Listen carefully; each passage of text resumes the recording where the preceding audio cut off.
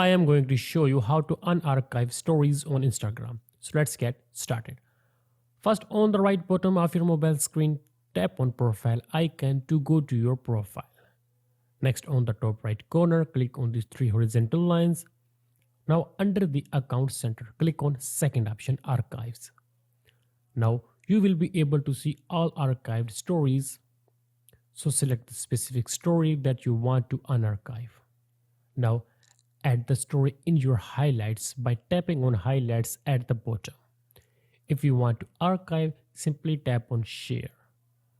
The date of story will also be visible. You can simply drag it and then remove it if you want to. You can also zoom in or zoom out the story to adjust it. Once you are done, then on the bottom left corner on the screen, tap on your story. After that, your story will be unarchived and that's it.